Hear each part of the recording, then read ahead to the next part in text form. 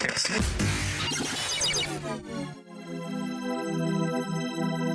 demystify what goes on behind the therapy room door.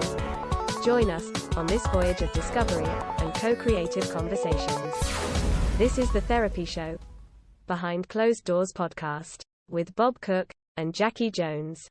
Welcome back to the next episode of the Therapy Show Behind Closed Doors with the wonderful Mr. Bob Cooke and myself, Jacci Jones. And what we're going to be discussing in this one is the doorknob transaction in the therapy process and why it is so important.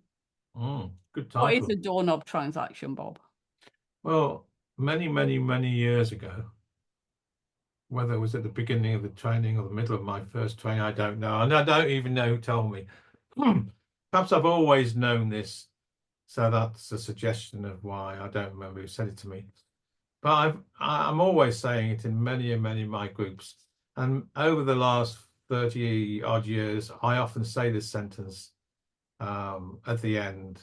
And that is something like,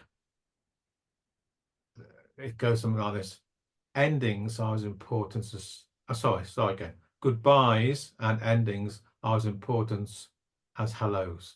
Yeah.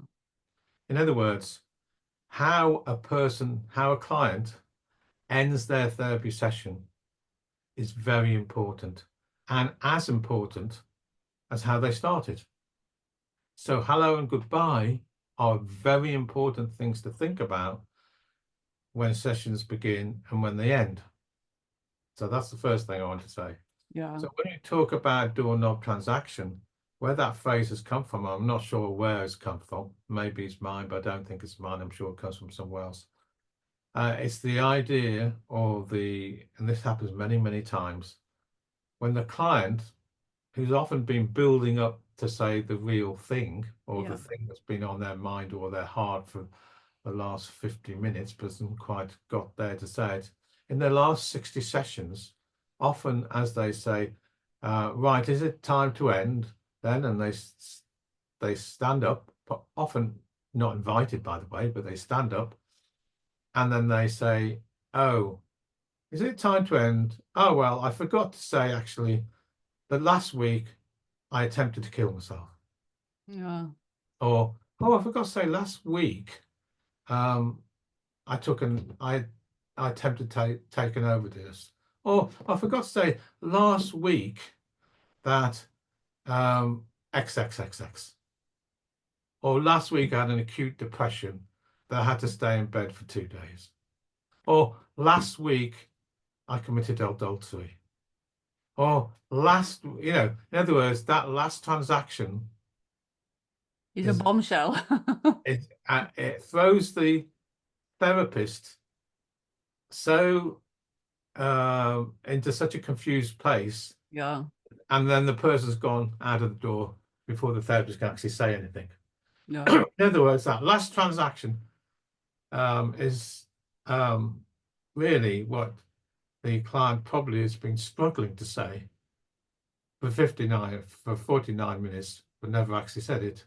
Or might be that's the way they might end sessions, or they want to be dramatic, or they couldn't face talking about it, but knew they had to talk about it. There's endless reasons why.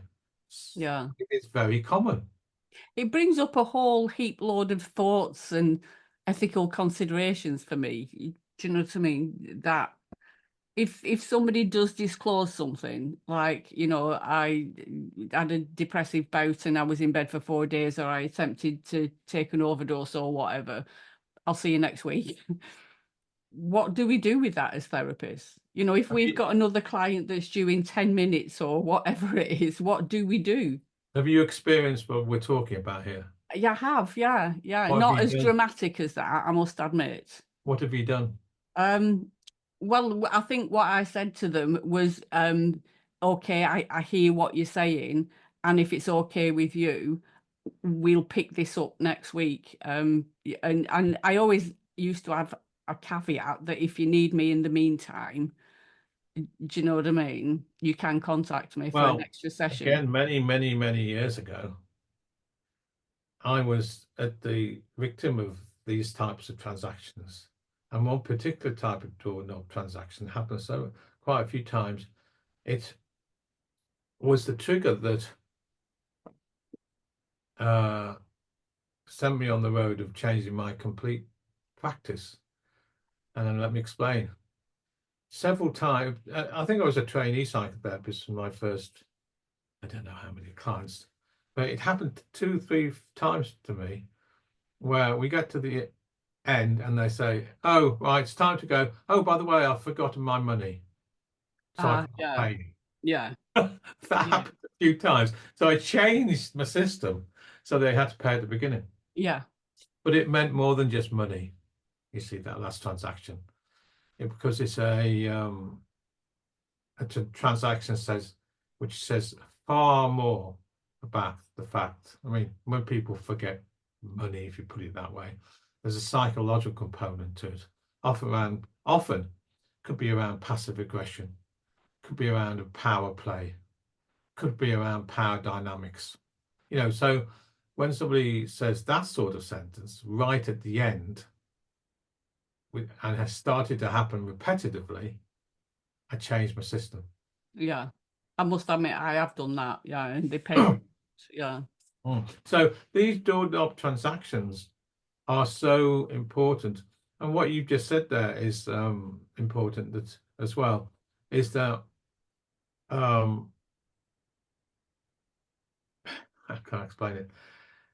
You decided from that transaction to make sure that you started with that transaction the next session.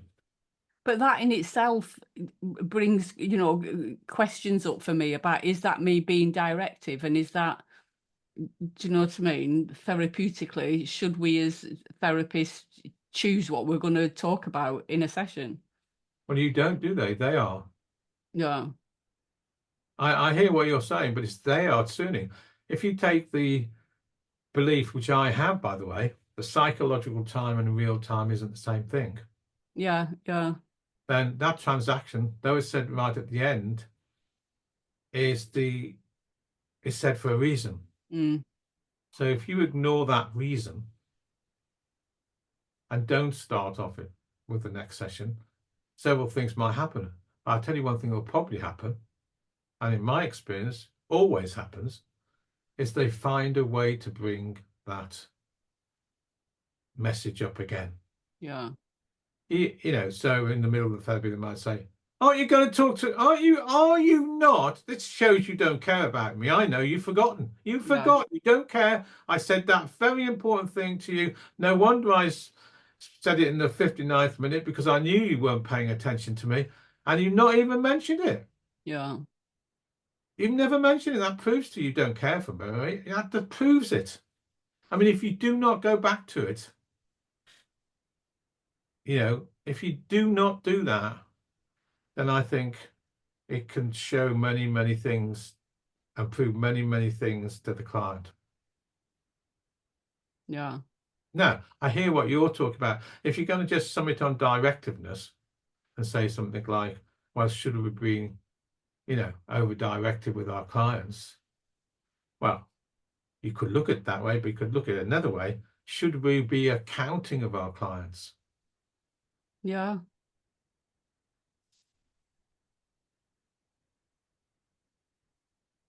Should we? I mean, that, you know, I see it that way much more. To be perfectly honest, I've never even thought about it the way you've just brought it up. So it shows a lot to me, doesn't it? It's just something, the way that my mind works sometimes. Obviously, you know, I do go back to it at the next session or whatever, and offer a session in between. You know, if they come weekly, then maybe we can book in another session midweek so that we can discuss this topic, whatever. But it's just, you know, how some people would feel about, is that us, you know, directing? No. I think you're absolutely correct, because there are many different modalities and many different ways of thinking about therapy, where they might say, well, look, in terms of self-agency, promoting self-agency, promoting self-ownership of direction, it's important that, you know, you provide a space where they actually are encouraged in their own time to bring those transactions up. So you're right. There's another way of thinking in terms of therapeutic direction, while the one I've just said. Yeah. And again, it depends on what they're actually saying. Do you know what I mean? Well, of course, if they're saying, by the way, I tried to kill myself last week, and we haven't even discussed it yet, but I just want you to know. Yeah. And what you said a moment ago puts you in a whole quandary about duty of care, doesn't it? Absolutely. Yeah. Yeah. So then you're in the question about, do you go over time to actually address that? There we are. Now, those are the sort of issues of contest that therapists brought to me for supervision. Yeah. Yeah, because it is a psychological thing that happens a lot. I think I've probably done it as a client, in supervision, maybe even, you know what I mean? I've dropped that bombshell on the way out that's been, festering during the session, but not felt, I don't know whether I want to say confident or whatever to say it, but there's something about when you say it and then leave the room, you're not being vulnerable. You're not having to stay with that information in the room. It's there. The other person knows, but we don't really need to face it or do anything with it in that moment. I think whatever way you deal with it, I think the most important thing, as I said before, is you account for it the next session. Yeah.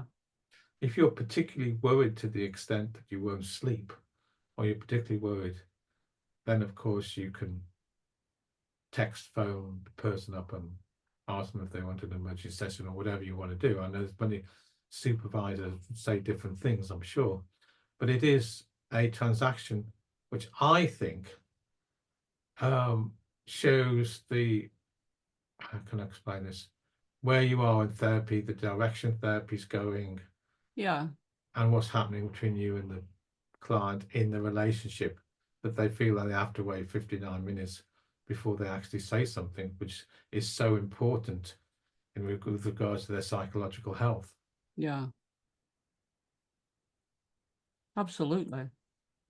And I'm sure there'll be things written on this, but it is the most common of supervisory questions which are brought to therapists, and certainly has come to me many, many other times. And there are many reasons why the person might wait until the last minute. A lot, just simply, well, I mean, I could go through many, many, many, many, many. A very straightforward one is that most clients come to therapy because they want the therapist to fix it for them. Yeah. So on a very simple level, every session, they could be waiting for the therapist to fix it. And finally, we get to the 59th minute and nothing's been fixed. So it's like, it's a real cry for help. Well, I'm going to tell you what's really happening to me then. Yeah, it could be. The thing is, it could be part of the passive aggressive game.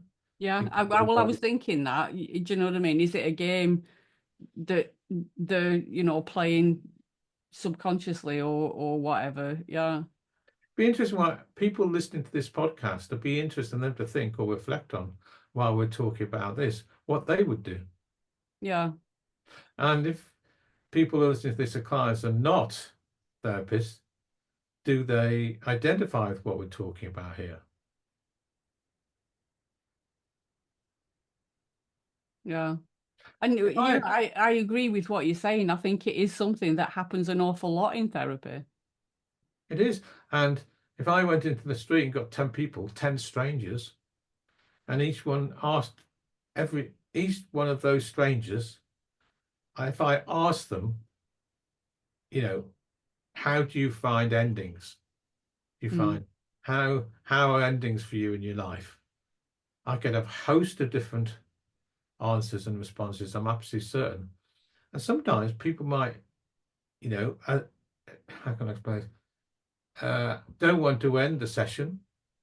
So this is a way of continuing the session. Yeah, yeah. They don't want to end the session in a way which is XXX, or they need to end it in a dramatic way, or they need to end it in a way which they're really saying, please don't forget me. Yeah. And sometimes people might, how can I explain it? Don't want to end the session. So this is a way of continuing the session. They don't want to end the session in a way which is XXX, or they need to end it in a way which they're really saying, please don't forget me. Yeah.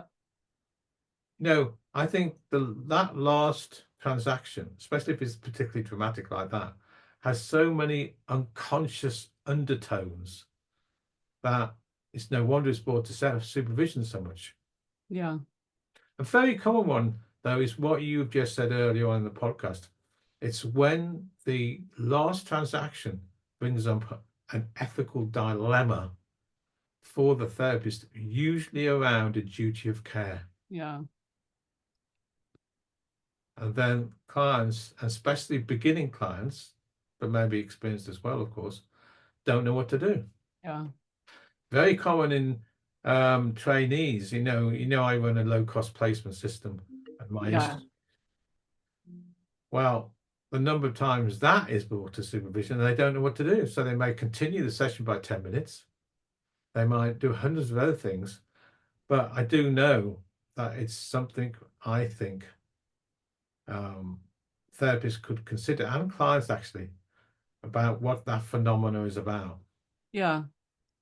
And again, I think it's important as a trainee to know that there's such a thing as this rather than just experiencing it, in the moment or whatever. And, like what you were saying about endings, a lot of clients don't like endings and they will eke them out for as long as they can.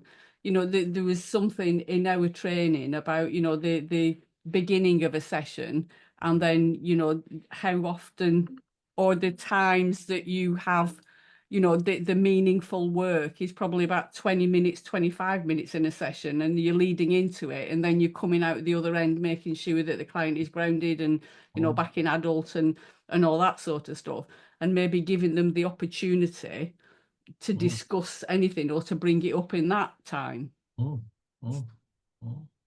I remember a client probably 3 or 4 years ago, and I do 55 minutes rather than 50-minute sessions. And we got to the 54th minute in the session. And she said, I know we've only got a minute left, but I'm never going to come back again. Wow. Now we're now into 40 seconds. Oh, I can't remember what I said. Do you want to know why? I've been testing you for the last 49 minutes, that you would talk to me about my acute depression, which you never have, so I'm never going to come back again. And she walked out the door. Did she come back? Well, I took it to supervision. I ended up we were into the whole realm of duty of care that I was talking about. I was a beginning psychotherapist and I was most worried about it all. And actually, I took my supervisor's advice and did nothing. Yeah. And she did come back again. And she came back, said, I've come back because I want to continue. What I said in that last transaction is that you don't really care about me, do you? Because you've never talked about, or you didn't inquire in that session about my acute depression, which I've got, because that's why I came to therapy in the first place. But you didn't ask me about it at all.